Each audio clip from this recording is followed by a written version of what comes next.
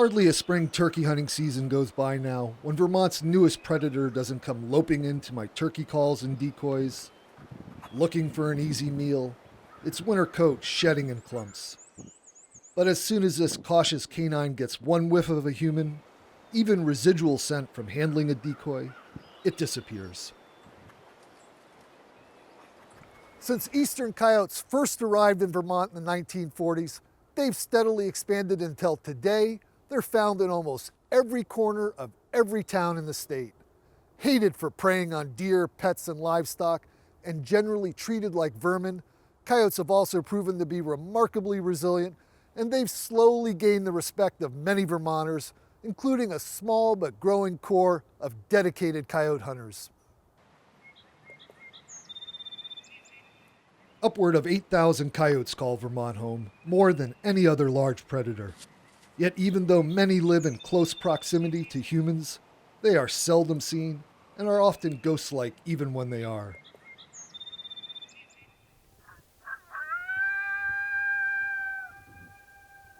Their haunting calls, however, have become a familiar sound to many Vermonters.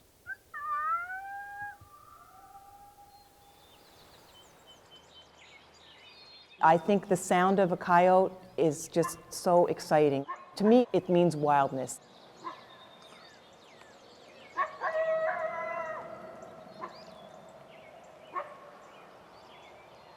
It means that Vermont is still a rural place that can support a population of animals that need space to hunt and live. Because they tend to be active dawn and dusk and at night, you're much less likely to see them, but you are much more likely to hear them. If there's a woodlot behind your house, there's probably a coyote there, or a coyote family group. Kim Royer has been working with coyotes for more than 30 years, and to prove her point, within days of my putting the remains of a butchered deer in the woods behind my Addison County home, it was visited by a hungry coyote. Once referred to as coy dogs, because they are much larger than their western cousins, studies have shown that coy wolves would be more accurate, the result of interbreeding with wolves as western coyotes expanded east into southern Canada. On average, about 25% of their genetic heritage can be traced to wolves. What we think we have here is not a western coyote, it's not an eastern Canadian wolf, it's an eastern coyote, and this animal is actually about 10 pounds larger than the average western coyote. The skull is longer and wider than the western coyote. The canine tooth is actually larger than a western coyote. So this is an animal that's sort of bridging the gap between the western coyote and the eastern Canadian wolf. Their larger size and pack behavior makes them capable predators of deer, especially during hard winters. This has incurred the wrath of many hunters, who often voice their frustration at the annual deer meetings held by the Vermont Department of Fish and Wildlife. One, we have too many coyotes in the state, it's plain and simple. Everybody here, if we did a toll, everybody would tell you there's too many coyotes. We know that coyotes will kill deer. We know they'll kill fawns. In most cases in Vermont, we feel that that kind of predation is not significant to the deer population in terms of a sustainable deer population, especially where we don't have deep winter snow. And it's important that we, as the managers of the deer herd, understand the impact of coyotes on the deer population. But deer comprise only part of the eastern coyote's diet. They also eat a variety of plant foods, such as fruits and berries, and in many areas they prey primarily on much smaller animals, especially mice, voles, and other rodents. When they are seen during the day, it's often while mousing in meadows and fields. It's a sight a growing number of hunters have come to welcome. They view coyotes as a valuable natural resource and an exciting opportunity to match wits with a wary predator.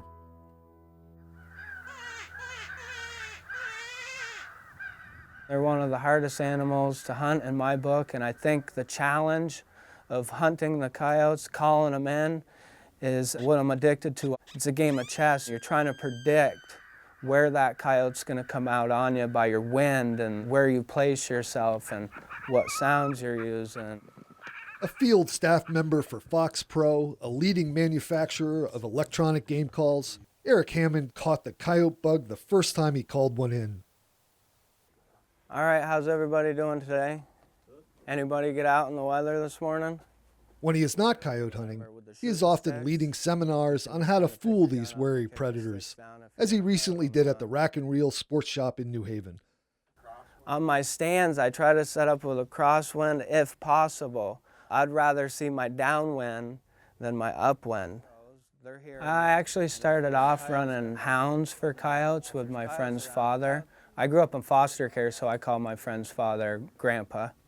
So I started running hounds with him for a couple years for coyotes, and then he told me that you could call coyotes, and I had no idea what that was, and he said you can do coyote vocalizations or distress sounds. And I was just amazed by the sound of this, so I had to go out and try it. Eric uses a mix of calls, including coyote vocalizations that mimic a receptive female, or perhaps an aggressive male that is intruding on another's territory.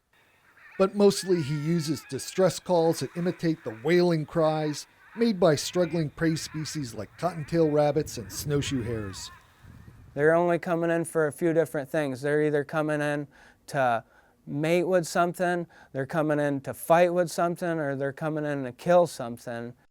Coyotes are opportunists. They take the easy meals, so if they hear an animal that's dying, that's a little bit easier than them having to go out and chase something down.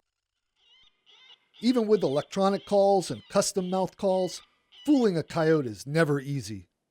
In my eyes, a coyote is one of the hardest animals to hunt because their senses are all peaked. Coyotes' hearing is next to none. Their sense of smell is just, it can't be beat. I mean, you cannot fool a coyote's nose. Their eyesight is just unbelievable. They can pick up just a little bit of movement from hundreds of yards away. They're a predator, so when they're coming in to kill something and they see something move, just that little bit of movement triggers their eyes. That means hunters need to remain motionless and use good camouflage to blend in. They also have to pay close attention to the wind direction relative to where they expect coyotes to be and where they set up the call. The first thing I tell anybody about coyote hunting is wind is number one. I've seen coyotes wind me from 300 yards away. I've had 2 coyotes running across the field and the wind switched and it was blowing towards them. And I seen these 2 coyotes 300 yards away lock up the brakes, turn around, and greyhound it back to the woods. The wind was in my favor when I called these 2 coyotes out of a brushy bottom where I had found lots of tracks and scat. But when one came running in for a closer look, in the process almost landing in my lap, it immediately veered off when it failed to spot the source of the call. Even though I was carrying a camera and not a gun, the encounter was so exciting it was hard to keep my hands from shaking. It's not easy. It's not easy like people think that it's just going to go in the woods and call in a coyote. Coyotes are very smart animals. They're not easy to call in. The challenge and excitement of coyote hunting are what keep Al Medic of Burlington coming back. Like the coyote itself, Al is a relative newcomer to Vermont. I was born in Bosnia. I was born and raised in a family that hunt and fish. When I moved here, that's the first thing I did. Before I even got my driving license, I got my hunting license. An avid deer hunter, Al doesn't begrudge coyotes for killing the occasional deer because he also enjoys pursuing coyotes during the winter when their pelts are prime. For somebody that never did it before, it's a lot of fun. I mean, the first coyote, it's something that you don't forget. I suggest everybody should try it. If nothing, just get out there. How can you beat this? This is a beautiful area. It's early in the morning. Just being out here, it's fun enough. And if we do see a coyote, that's good. It's also a memory you can literally hold on to. Most hunters keep the pelts as a personal memento, perhaps as a small rug or other taxidermy item. We always hope that when an animal is taken, some part of that animal is going to get utilized, and in the case of coyotes, it's usually the fur that gets utilized. This is a renewable resource. It gets used to make warm fur coats or trim. There's actually 2 fur auctions in Vermont, one in December and one in March, and many local trappers will bring their furs to this fur auction. They get bought by fur buyers from New England and then get sent to New York for processing, or Europe, or even China. Biologists believe that even intensive hunting pressure has at most a short-term impact on coyote numbers. But biologists also say that hunting is nonetheless an important management tool because it keeps coyotes wary of humans. In Vermont, we don't really need to fear coyotes or fear for our own personal safety because they're hunted and trapped, and they associate humans with negative things and tend to keep their distance. In other places where they live more closely with people and there isn't that kind of hunting pressure, they actually start to associate people with positive things, dog food bowls, garbage, and they want to live near human habitation, and we start to see these negative human interactions. Because eastern coyotes consist of a highly variable genetic mix of western coyote, wolf, and even some domestic dog, they can also be highly variable in size and color. Most coyotes weigh 35 to 45 pounds, but some can weigh more than 70. And while most coyotes are mostly gray, often with a little red mixed in, coats can range from blonde to black. Seeing those color phases is just amazing because the coyotes are just a beautiful animal. I respect them a lot. I mean, I have a hard time hunting them because they're so darn smart, and sometimes they still prove me wrong. Persistence pays, and if you're persistent, you'll become consistent. With coyotes up here in the Northeast, you gotta just keep plugging away at it because it doesn't happen every time. When it does happen, it's really rewarding. I think they're a great animal. I love having them. They're fun, and we should definitely have them around for a long time. We consider this animal to be here for the long term. This is an animal that's a renewable natural resource. We don't view the coyote as a vermin. We appreciate the coyote. It's an animal that plays a role in the system that we think is valuable. And I know a lot of Vermonters love to hate the coyote, but I think that it really has an important niche in Vermont, and that it'll be here for the long term, and we really just need to learn how to live with this animal.